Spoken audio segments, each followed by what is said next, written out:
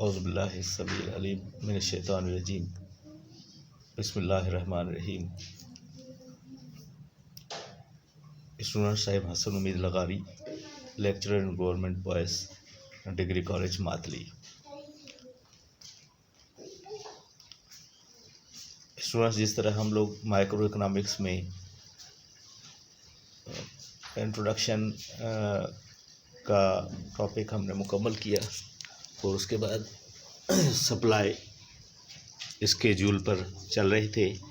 Latest सी कि आज supply schedule पर डिमांड स्केड्यूल पर मैं कुछ बहुत ज़्यादा इम्पॉर्टेंट जो है इक्वेशन फॉर्मेशन के तरीके आपको बताऊंगा, जिसके ज़रिए आप आसानी से मुख्तलिफ़ कैलकुलेशंस या मुख्तलिफ़ जो MCQs प्रॉब्लम्स हैं या इवन द सब्जेक्टिव प्रॉब्लम्स जो होंगे वो भी आप हल करने के काबिल होंगे और आराम से आप किसी भी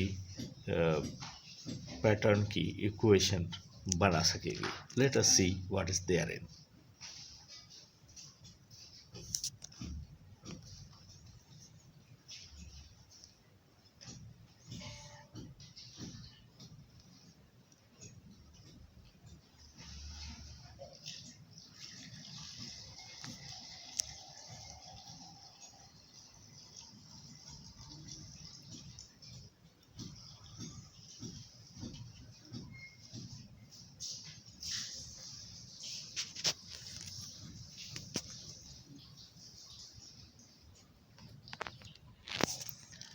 स्टूडेंट्स, स्केड्यूल ऑफ डिमांड में, क्योंकि आप पीछे डिमांड का पूरा प्रिंसिपल पढ़ चुके हैं, लॉ ऑफ डिमांड पढ़ चुके हैं कि price is inversely related to the quantity of demand is inversely related with price. तो प्राइस जैसे ही बढ़ेगी तो इसी तरह डिमांड कम होती जाएगी, या प्राइस घटेगी तो डिमांड क्वांटिटी डिमांडेड जो है वो बढ़ जाएगी। तो इसके लिए आपने जो, अगर आपको सर्टेन स्टैटिस्टिक्स मिले हुए हों तो उनको बेस बनाकर आप डिमांड की इक्वेशन किस तरह बनाएं। तो अब ये ज़रा देखें कि आपके पास प्राइस के वेरिएबल्स दिए हुए हैं कि 0 1 2 3 4 तक ये दिए हैं।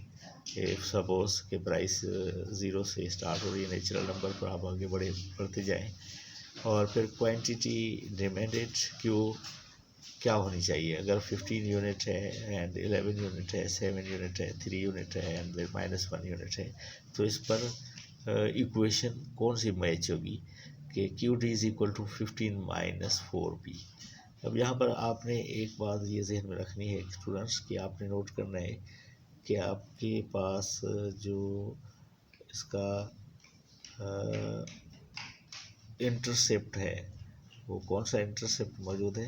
ये 15 का इंटरसेप्ट आपको देख रहे हैं, क्योंकि अगर प्राइस 0 ले रहे हैं तो क्वांटिटी आपको प्राइस 0 पर मैक्सिमम मिल रही है, तो इसको आप इंटरसेप्ट कह रहे हैं। कौन सा, एक्स एक्सिस पर, ये नहीं, आपके पास y की अगर वैल्यू आप 0 तस्वर करते हैं तो ये आपका एक्स इंटरसेप्ट, और फिर अगर अल्टरनेट हो तो y इंटरसेप्ट, जो कि आप ऑलरेडी जानते होंगे।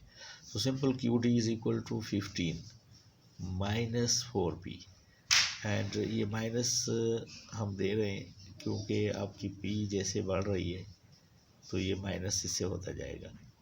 इसका मैक्सिमम जो फैक्टर वो था कौन सा, 0 पर। क्वांटिटी मैक्सिमम 15 यूनिट है, और फिर पॉजिटिव रहती है अप टू 3 पर। फिर 4 पर जो है वो प्राइस 4 रखने पर आपके पास ये नेगेटिव आ जाती है। तो इसमें आप कैलकुलेशन करें, 15 - 1 अगर प्राइस रखते हैं, 4 × 1 4, 15 - 4 इज इक्वल टू 11, फिर 15 - 4 2 = 8, 15 - 8 इज इक्वल टू 7। फिर अगर प्राइस 3 ली जाए, 4 3 = 12, 15 - 12 इज इक्वल टू 3। फिर अगर प्राइस 4 रख ली जाए तो 15 - 4 4 = 16, 15 - 16 इज इक्वल टू -1।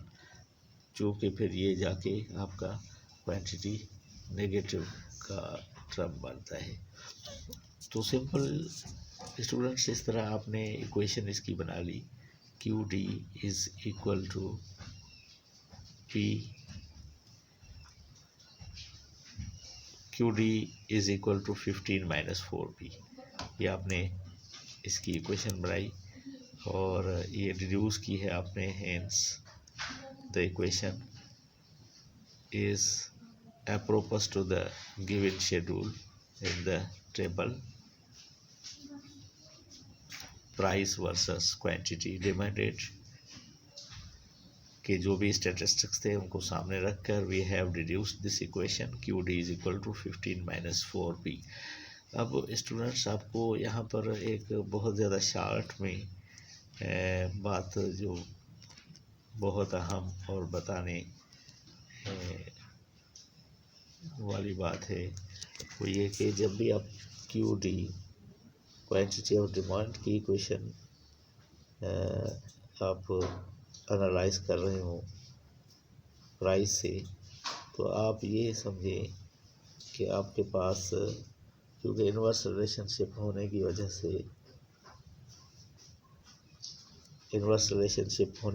से आपकी पी जो है वो हमेशा पी के सामने जो कोएफिशिएंट होगा वो नेगेटिव कोएफिशिएंट होगा, ठीक है। लेकिन उसके अगेंस्ट में अगर सप्लाई की हम बात करें तो Q S is equal to बिलफर्स 15 प्लस 4p।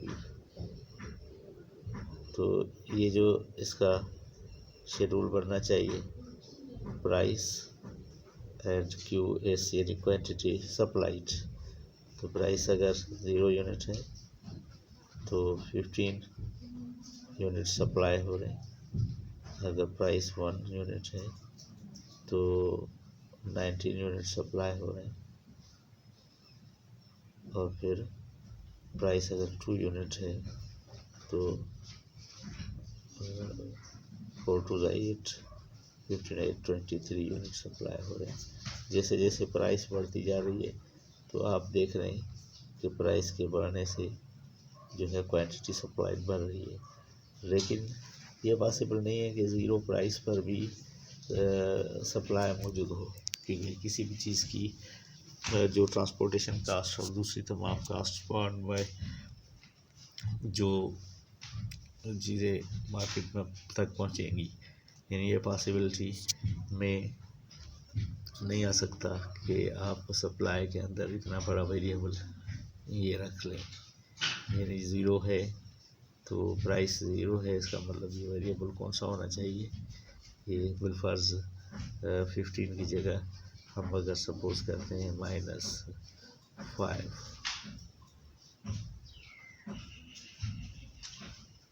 और फिर 1 प्राइस पर क्या आएगा 4,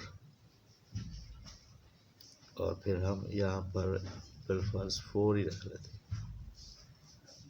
प्राइस 1 रुपी है तो क्वांटिटी सप्लाइड 0,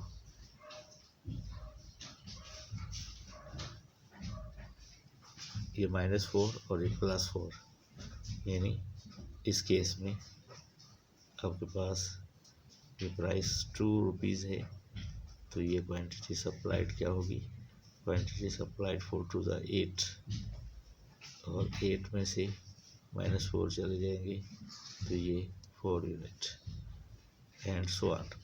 तो सिंपल ये आपने जो चीज़ नोट करनी है वो ये कि क्वांटिटी ऑफ सप्लाई सपोज करें इज इक्वल टू -4 + 4p। तो इसी क्वांटिटी ऑफ सप्लाई को QS - 4p is equal to -4, जो भी आप लिख सकते हैं। और फिर क्वांटिटी डिमांडेड के लिए जो लिखने का तरीका था, पीछे जो क्वेश्चन हमने Q D is equal to 15 - 4p बताई थी, तो इसी क्वेश्चन को अगर सामने रखें तो तो इसको आप Q D plus 4P is equal to 15 भी लिख सकते हैं। जब आप इसको ये लिख सकते हैं तो फिर क्यू एस में आप देखें ये क्वांटिटी सप्लाई में आपके पास जो टर्म आ रहा है वो कौन सा आ रहा है, Q S is equal to -4 plus 4P। इसमें Q S -4P is equal to -4। अब इसमें एक चीज़ जो आपने नोट करनी है, बहुत अहम चीज़, वो ये कि वेरिएबल इक्वेशन आपको अगर मिली हुई हो तो और आपको कहा जाए कि आप चूज़ करें कि कौन सी इक्वेशन सप्लाई की है और कौन सी इक्वेशन डिमांड की है, तो किस तरह आप चूज़ करेंगे। आपने सबसे पहले फोकस करना है कि आपके पास जो नंबर होना चाहिए, कोएफिशिएंट होना चाहिए पी के आगे, तो वो कौन सा होना चाहिए, नेगेटिव होना चाहिए फॉर डिमांड। ये लाजमी है। अगर ये कोएफिशिएंट पॉजिटिव हो, जिस तरह इसमें पॉजिटिव हो दिख रहे, तो ये आपको आपकी इक्वेशन कौन सी, ये क्या कहलाएगी। अगर पॉजिटिव है तो ये इक्वेशन पॉजिटिवली रिलेटेड क्वांटिटीज़ की कहलाएगी। तो पॉजिटिवली रिलेटेड या डायरेक्ट प्रोपोर्शनल क्वांटिटीज़ कौन सी थी, सप्लाई और प्राइस थी। डिमांड और प्राइस तो इन्वर्सली रिलेटेड थी, तो वहाँ नेगेटिव की सिंबल आना ज़रूरी है। यानी वहाँ पर आप जाके एनालाइज करेंगे। सपोज़ करें आपको एक सवाल ही दे दे जिसमें आपको ऑप्शन दे दिए जाए कि आप बताएं कि इनमें से कौन सा जो है वेरिएबल, कौन सी इक्वेशन आपकी सप्लाई कर्व की है और कौन सी इक्वेशन डिमांड कर्व की है। तो आप किस तरह जो है उनमें से दोनों इक्वेशंस में से इक्वेशन को चूज़ करेंगे। जिस तरह भी मैं आपको ये सवाल इस फोटो के ज़रिए मैं दिखा रहा हूँ।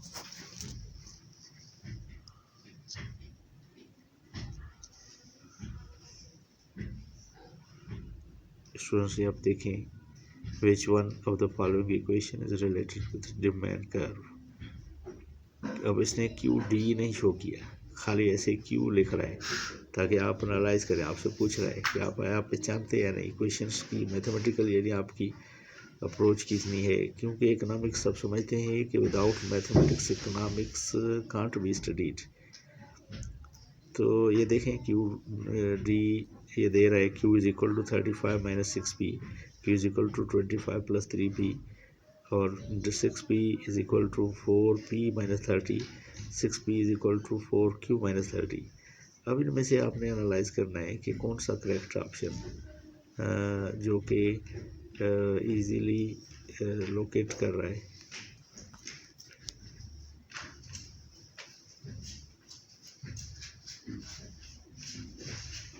जो कि इजीली लोकेट कर रहा है आपके पास इनको सप्लाई को और सॉरी डिमांड को।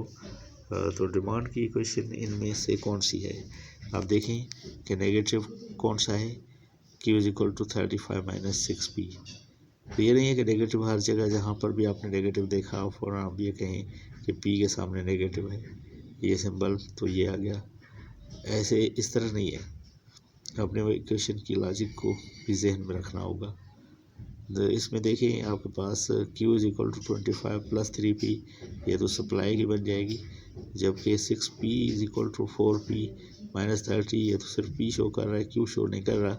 इसका मतलब ये तो इक्वेशन नहीं हो सकती। फिर 6P is equal to 4Q minus 30, तो ये भी नहीं बन रही, यानी इसमें ए वास्ता करेक्ट।